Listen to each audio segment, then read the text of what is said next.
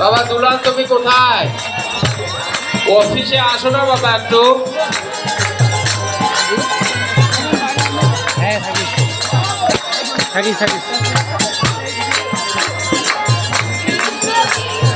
দুলাল বাবুর দৃষ্টি আকর্ষণ করতে তুমি একটু অফিসে আসো বাবা।